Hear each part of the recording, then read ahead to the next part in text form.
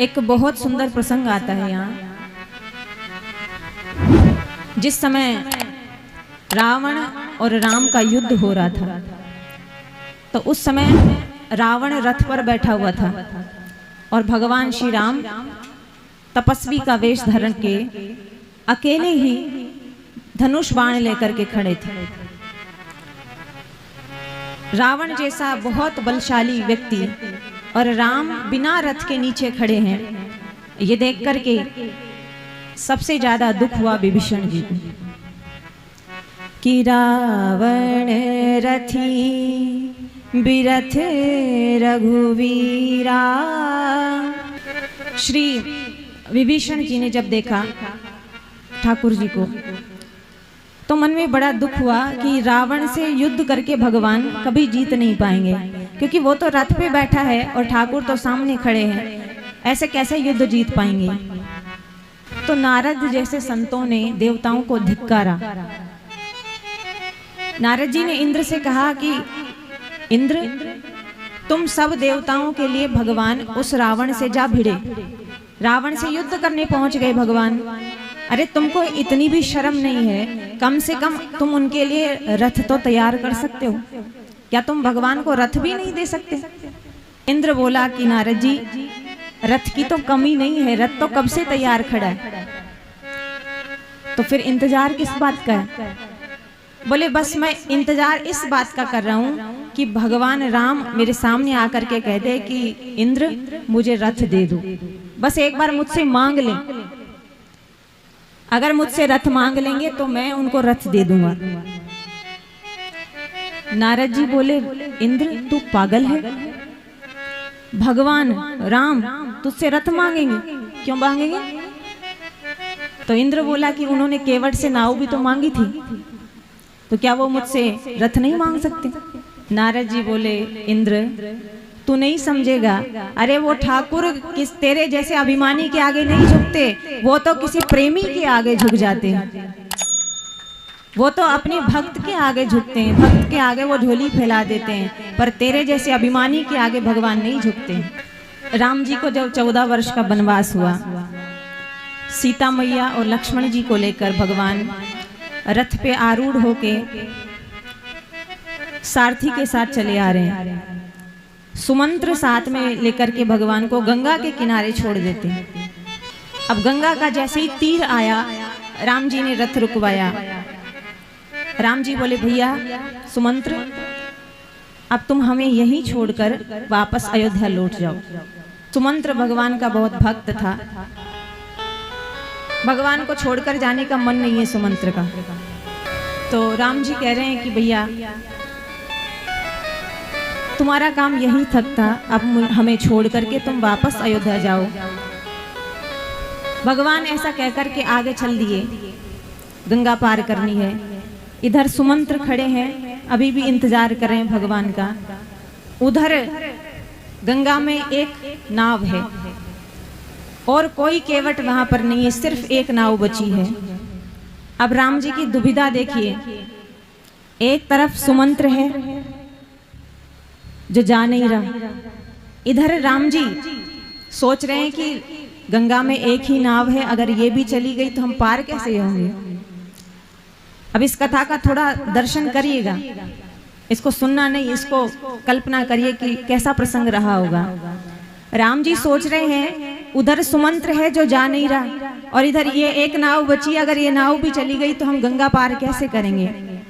राम जी सोचते सोचते गंगा के किनारे पहुंच रहे थे।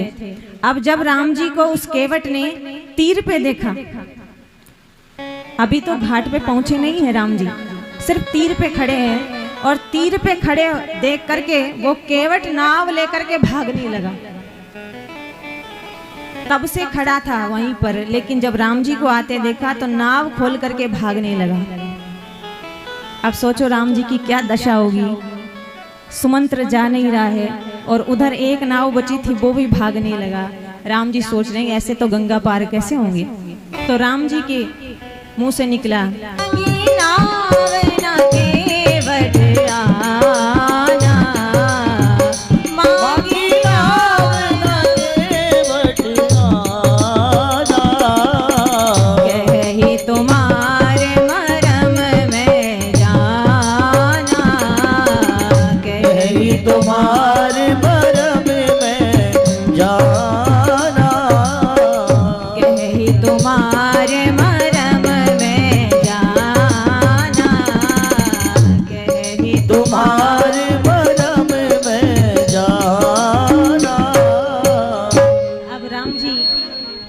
रहे हैं कि ये केवट भी भाग रहा है नाव खोल करके, तो राम जी कह रहे हैं केवट से, अरे भैया रुको, अरे केवट रुको, जरा हमें अपनी नाव में तो बिठा लो। ये सुन करके भाग रहा है, तो ये देख करके लक्ष्मण जी को जोर से हंसी आ गई। लक्ष्मण जी हंसे। राम जी बोले भैया तुम हंस क्यों रहे हो? लक्ष्मण जी बोले प्रभु मुझे हंसी इस बात पे आ रही है कि आपके जितने भी प्रेमी हुए, जितने भक्त हुए, कोई भी आपकी बात नहीं मानता। राम जी बोले अरे भैया ऐसे मत कहो, कौन हमारी बात नहीं मानता? बोले देखो, एक वो सुमंत्र है जो जाने को तैयार नहीं, और एक केवट है जो आने को तैयार नहीं। आपके दोनों भक्त आपकी बात नहीं मानते। राम जी बोले भैया इसमें हमारी गलती नहीं है। जिस समय हम अयोध्या से निकले थे, हमारा मुहूर्त तो वहीं से बिगड़ गया। कैसे? लाख समझाया सीता को मत चलो, पर नहीं मानी। लाख समझाया तुमको मत चलो, पर नहीं माने। जब तुम दोनों ही हमारी बात नहीं मानते तो ये कहां से मानेंगे?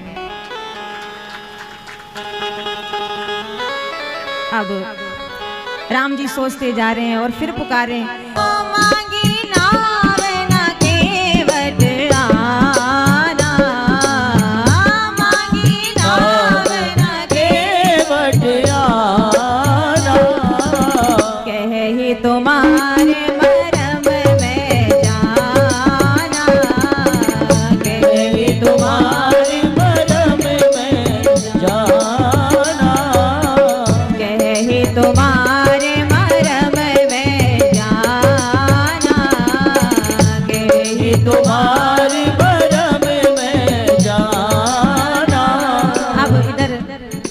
पुकार रहे हैं केवट को।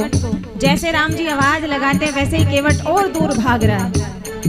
केवट जानता है कि ठाकुर बहुत इंतजार करवाते हैं, हमारे जैसे प्रेमी को जन्मों जन्मों तक तड़पाते हैं। आज मौका मिला है, आज भगवान को इंतजार करने दो। और जैसे राम जी पुकारते हैं वो और दूर नाव को लेके चला जाता है। फिर राम जी कह रहे हैं, पुकार रहे हैं। अब देखिए राम जी चाहते तो आदेश भी दे सकते थे, राजा के बेटा है, कह सकते थे कि हे केवट मैं आदेश देता हूँ, तू नाव को जहाँ है वहीं पर खड़ा कर दे। आदेश दे सकते थे कि इस नाव को खींच कर के ला और हमें बिठा, वरना तुझे दंड मिलेगा। मैं दशरथ पुत्र राम तुम्हें आदेश देता हूँ, लेकिन ऐसा नहीं कहा भगवान ने। आदेश नहीं दे रहे और धमकी तो बिल्कुल भी नहीं दे रहे। तो क्या कर रहे हैं? मांग रहे हैं। मांगी नाव न केवट आना, मांगी नाव केवट आना, मांगी नाव न केवट आना, मांगी नाव न केवट आना, कही तुम्हारे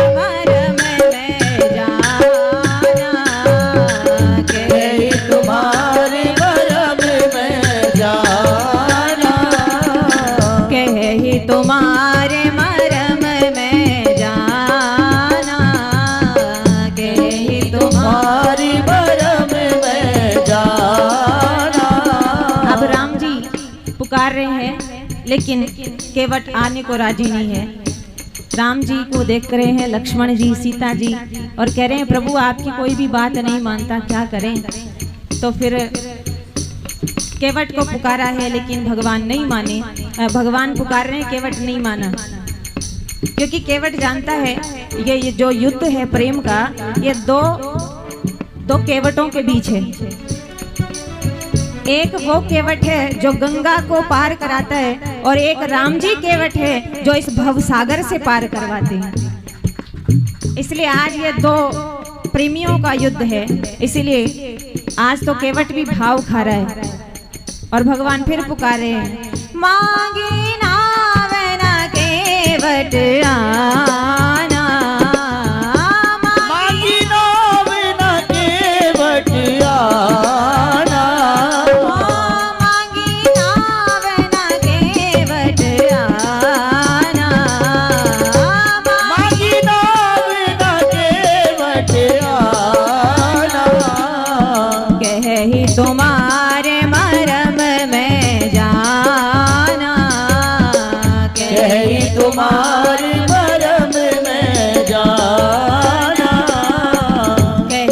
तुम्हारे मरम में जाना, कही तुम्हारे मरम में जाना।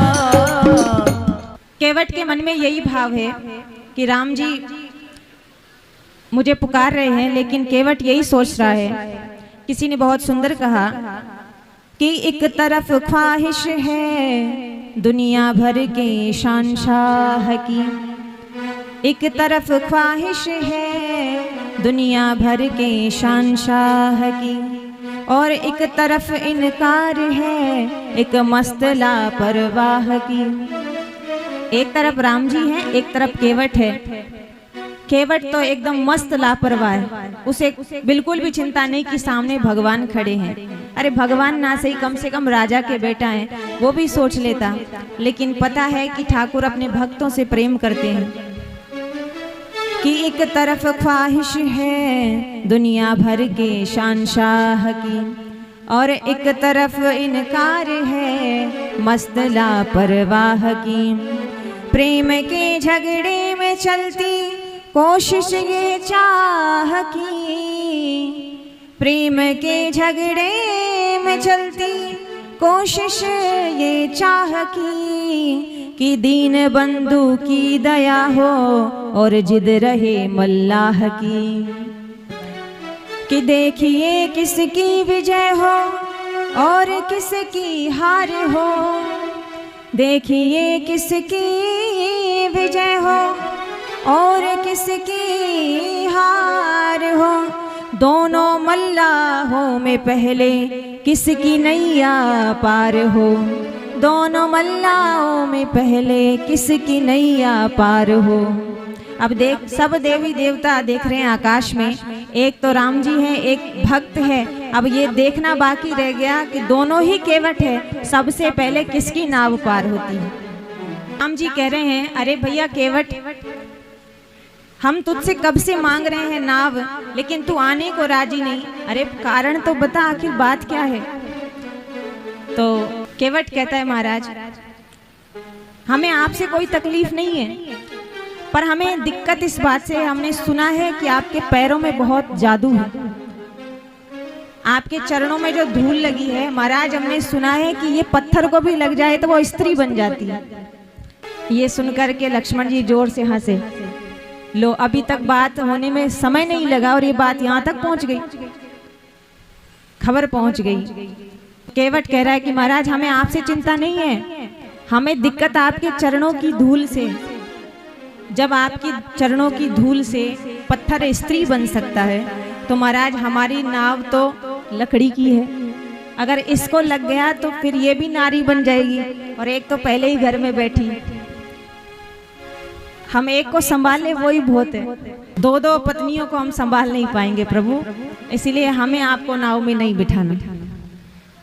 क्योंकि संसार में एक देवी जी को संभालना बहुत कठिन है। एक बार कोई पति पत्नी जा रहे थे, दोनों आपस में बातें करते करते, अब सामने एक बंदर पेड़ पे बार बार चढ़ रहा था, उछल कूद कर रहा था। तो पत्नी बोली, देखो तुमसे अच्छा तो ये बंदर ही है, कैसे भाग करके पेड़ पे चढ़ गया।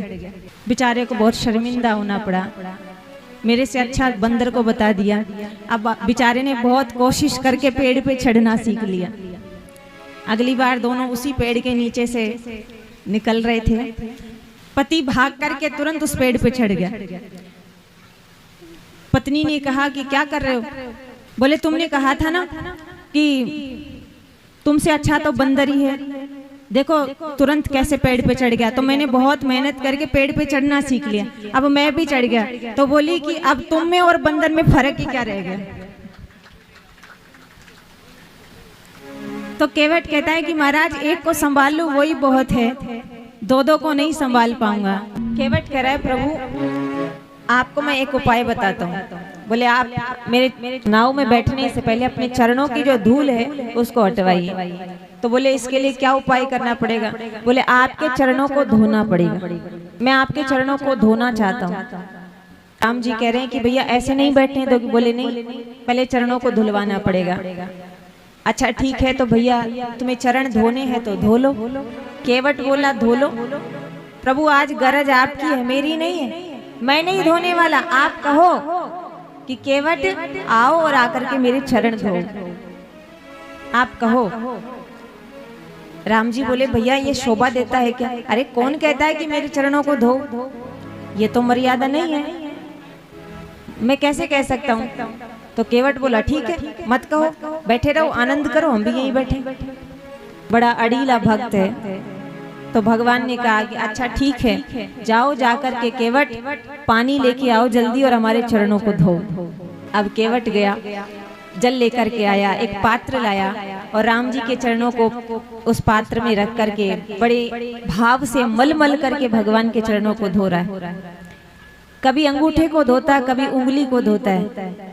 कम से कम 2 घंटे चरण धोने में लगा दी।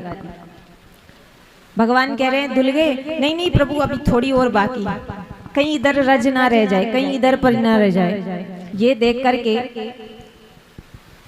लक्ष्मण जी को बहुत गुस्सा आ रहा है। लक्ष्मण जी कह रहे हैं अभी हमारी गरज है इसलिए अभी झेल रहे हैं, तो एक बार गंगा पार करा दे फिर मैं तुझे धोऊंगा। केवट कहता है प्रभु अगर नहीं धुलवाने तो बोल दो, मैं आपकी सौगंध, आपके पिताजी की सौगंध खा के कह रहा हूँ, जब तक चरण नहीं धुलवाओगे अच्छी तरह से तब तक नाव में नहीं बिठाऊंगा। अब ये सुन करके लक्ष्मण जी को क्रोध आ गया, कितना ढीठ है, भैया की सौगंध खा रहा है, पिताजी की सौगंध खा रहा है। तुरंत निशंग में हाथ रख करके तीर निकालने लगे। तो केवट बोला हाँ हाँ जाओ जाओ, नहीं डरते हम तुमसे। राम जी समझा लो अपने भाई को, बार बार हमें धमकी देते हैं मारने की, हम नहीं डरते इनसे। अगर इनको मारना है तो मार दो, लेकिन हाँ एक बात याद रखना, संसार में हमारी बदनामी नहीं होगी, इनकी बदनामी होगी। लोग पूछेंगे कि केवट को क्यों मारा, तो सब कहेंगे कि राम जी के जो चरण धोता है लक्ष्मण जी उसको मार देते हैं। केवट कहता है कि प्रभु मैं तो बहुत सौभाग्यशाली हूँ, अगर मर भी जाऊंगा तो। क्यों? बोले लोग तो मरने के बाद गंगा जी जाते हैं, मैं तो साक्षात गंगा के तट पर ही खड़ा हूँ। कि मरूंगा हाथ से किसके जो राघव का प्यारा है। मारने वाला कौन है? राम जी का सेवक, उनका प्रेमी मारने वाला है। और मरूंगा किस जगह जहां गंगा का किनारा है। मारने वाला राम जी का भक्त, और मरूंगा गंगा के तट पर। और मरूंगा सामने किसके कि जिनका दास होता हूँ। मरूंगा सामने किसके जिनका दास होता हूँ। और मरूंगा किस खता पे कि पाप करुणा निधि के धोता हूँ। मरूंगा किसके सामने? राम जी के सामने। और मेरा गुनाह क्या होगा कि राम जी के चरण धो रहा हूं, इसलिए मारा गया। अगर इन श्री चरणों पे जान खो जाएगा केवट, अगर इन श्री चरणों पे जान खो जाएगा केवट, तो मर कर भी जमाने में अमर हो जाएगा केवट। केवट कह रहा है कि अगर आज मर भी जाऊंगा तो अमर हो जाऊंगा, दुनिया सदा सदा के लिए याद करेगी। लक्ष्मण जी बोले ये तो बात हमारे ऊपर ही आ गई, क्या करें? तो फिर इंतजार कर रहे हैं। अब केवट चरणों को धो रहा है। भगवान के एक चरण को धोया और धो करके जैसे ही राम जी नीचे रखने लगे तो केवट बोला प्रभु आपके चरण धो गए। धोने के बाद फिर से रज लग गई तो फिर वही बात हो गई। अरे बात तो धूल की है, अब आपके चरणों में फिर से धूल लग गई, अब फिर धोना पड़ेगा। फिर दूसरे पैर को धोया, फिर धो करके भगवान ने नीचे रख दिया। बोले प्रभु अब फिर धोना पड़ेगा। राम जी बोले यही काम रह गया, ये चरण ही धुलवाते रहे हमको गंगा भी पार करनी है। केवट बोला प्रभु ये तो आपको देखना पड़ेगा, आपके चरणों में धूल नहीं लगनी चाहिए। एक काम करो, एक चरण धुला करके उसको ऊपर खड़ा कर लो। राम जी बोले तो भैया एक पैर पे तो हम गिर जाएंगे, एक पैर पे कैसे खड़े रहेंगे? बोले एक काम करो, सहारे के लिए अपना हाथ मेरे सिर पे रख दो। कितना चतुर है, भगवान के चरण भी धो रहा है और ठाकुर का आशीर्वाद भी मांग रहा है। इतनी सुंदर छवि एक बार सोच के देखिए। भगवान राम एक पैर पे खड़े हैं और एक चरण को उस कठोते में रखा है धुलवाने के लिए, और सिर पर हाथ रख रखा है केवट के, दोनों पैरों को धो लिया। धोने के बाद अब राम जी बोले कि अब हम जाएं। केवट बोला बात तो वही है, अगर आप यहाँ से चलकर नाव तक पहुंचोगे फिर धूल लग जाएगी, तो भैया हम जाएंगे कैसे? बोले प्रभु मैं आपको गोदी में उठा के लेके जाऊंगा। और भगवान को गोद में उठा करके नाव में बिठा दिया। राम जी जब चरण धो रहे थे ना केवट, तो राम जी लक्ष्मण जी की तरफ और सीता जी की तरफ देख के हंस रहे कि सुन केवट के बैन प्रेम लपेटे अटपटे कि बिहसे करुणाएं चितहि जान की लखन तन। राम जी हंसे, सिर्फ हंसे नहीं, खिलखिला करके हंसे, लेकिन हंसे कैसे? लक्ष्मण और सीता जी की तरफ देख करके कह रहे हैं कि आज तुमसे ज्यादा भाग्यशाली ये केवट है, तुम दोनों को मेरे चरण दबाने की सेवा मिली है, लेकिन चरण धोने की सेवा तो तुम्हें भी नहीं मिली। लेकिन आज ये केवट कितना भाग्यशाली है, तुम दोनों के सामने मेरे चरण धो रहा है और तुम कुछ नहीं कर पा रहे। ऐसा कह करके राम जी के चरणों को धोया केवट ने, और केवट ने चरण धो करके चरणामृत लिया और बोला उतर गए पार, उतर गए पार, उतर गए पार। राम जी बोले कहाँ उतर गए, अभी तो यहीं खड़े। केवट बोला नहीं, आपके लिए नहीं कह रहा, मेरे जो पूर्वज हैं जो आकाश में स्वर्ग में जहां भी विराजमान है, महाराज आपको बाद में पार उतारेंगे, पहले वो पार उतर गए। आज आपके चरणामृत को लेकर के मेरे पूर्वज धन्य हो गए। ये कह करके फिर राम जी को बिठा करके नाव पार कराने लगा। अब सोचिए, जिसने चरण धोने में 2 घंटे लगा दिए, क्या वो सहज में नाव पार करा देगा? जैसे ही किनारा आता है तुरंत फिर नाव को मोड़ कर लिया था, फिर राम जी को घुमाता है ना उसमें, फिर किनारे आने लगता है, फिर घुमा के रहता, कई घंटों तक भगवान को उसमें घुमाता रहा।